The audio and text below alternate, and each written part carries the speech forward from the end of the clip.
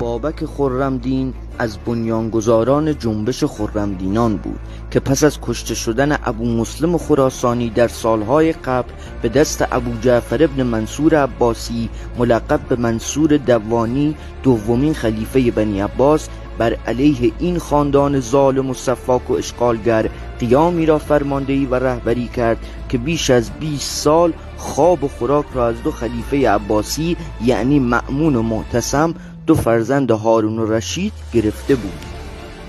به نوشته واقدی نویسنده بزرگ و معروف سده دوم و سوم هجری قمری، عبدالله پدر بابک روغن فروش دورگردی بود که زادگاهش مدائن یعنی تیسفون سابق پایتخت دوران حکومت ساسانیان را به قصد آذربایجان ترک کرده بود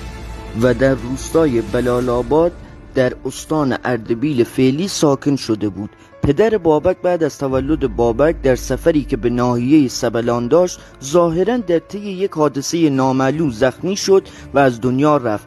و همسرش برای کار دایگی بچه‌های مردم را به عهده گرفته بود. طبق روایات معتبر تاریخی ظاهراً خرمدینان به نوعی تناسخ اعتقاد داشتند و حتی در آغاز شکل‌گیری این جنبش مرگ ابو مسلم خراسانی را انکار می‌کردند و معتقد بودند که ابو مسلم روزی باز خواهد گشت تا عدالت را در جهان برقرار کند. بابک خرمدین زندگی گمنامی در آذربایجان داشت تا اینکه مورد توجه جاویدان ابن سعد رهبر جنبش خرمدینان قرار گرفت. پس از مرگ جاویدان بابک ادعا کرد که روح جاویدان ابن سعد در کالبد او وارد شده و تحریک ساکنان بز را آغاز کرد و همین ادعای بابک نشان می‌دهد که او نیز به تناسخ باور داشته است. پس از مرگ جاویدان و رهبری بابک او قدرت جدیدی به این جنبش بخشید و روح وطن پرستی را در آنان زنده کرد. بنا به روایات اسناد معتبر تاریخی قیام بابک از سال 201 هجری قمری یعنی 816 میلادی آغاز و با نقش حاتم پسر هرثمه یکی از سرداران مأمون که بعدها در زندان توسط عباسیان به قتل رسیده بود یاری شده بود و رفته رفته جنبش خرمدینان گسترش یافت.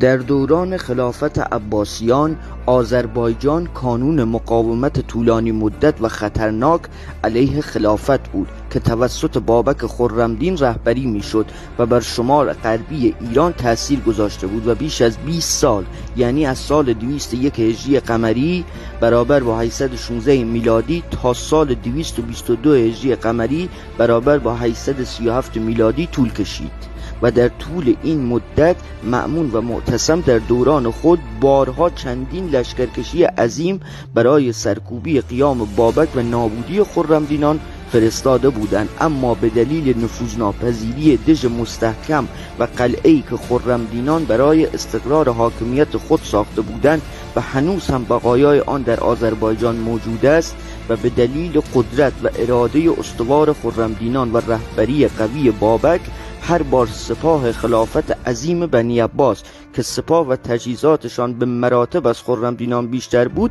مغلوب بابک می شدند، طوری که نام و آوازه بابک نه تنها در منطقه آذربایجان بلکه در کل سرزمین ایران و حتی دیگر کشورها و سرزمینهای اسلامی پیچیده شد. طبق دیدگاه‌ها و نظرات کلیفورد ادموند باسورست تاریخدان و خاورشناس بریتانیایی و طبق اسناد کتاب نویسنده معروف ایرانی جناب سعید دقیقی، قیام و جنبش بابک قطعاً به غیر از پایه‌های ملی و ضد عربی پایه‌ها و باورهای دینی و حتی سیاسی و اجتماعی هم داشته، اما قطعاً پایه‌های قدرت اصلی قیام خرمدینان بر ضد عربی بودن و ضدیت با اشغالگری آنها بود. درباره تعداد نیروهای سپاه بابک خرمدین تعداد مختلفی در روایت‌ها و اسناد تاریخی ذکر شده است. به عنوان مثال تعداد نیروهای لشکر بابک را در بیان الادیان ابوالمعالی 100,000 نفر، در تنبیه الاشراف مسعودی حدود 200,000 نفر، در تاریخ بغدادی بیش از 300,000 نفر و در تبصره العوام بیشمار ذکر کردند که بیشک نمیتوان به همه این آمار و ارقام استناد کرد، اما حداقل چیزی که به اجماع مورخین میتوان با قاطعیت بیان کرد این است که تمامی اسناد دلالت بر بزرگ بودن لشکر خرمدینان دارد. در سال 204 هجری قمری، یعنی بین 819 و 820 میلادی، مأمون یحیی بن معاذ را به سوی بابک فرستاد که با درگیری بی‌نتیجه در موقعیت‌های مختلف جنگی همراه بود، همانطور که تلاش دیگر فرماندهان دوره خلافت مأمون با شکست مواجه شده بود. این درگیری و این لشکرکشی نیز با شکست مواجه شد.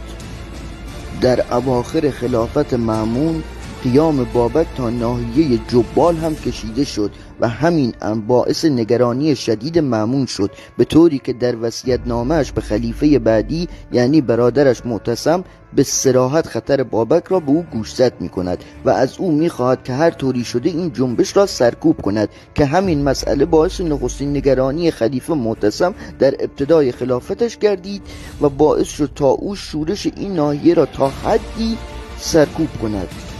در سال 220 هجری قمری برابر با 835 میلادی، معتصم افشین را مأمور سرکوب بابک کرد.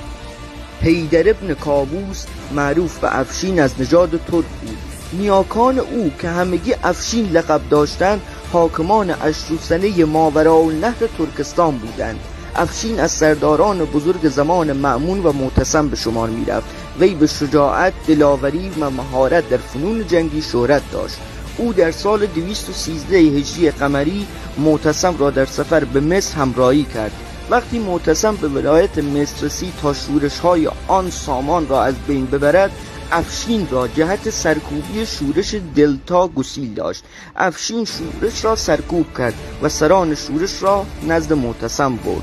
و معتصم فرمان داد تا سر از تن آنها جدا کنند. چون معتصم به خلافت رسید، افشین را برای سرکوبی فتنه بابک به مقابله با او فرستاد.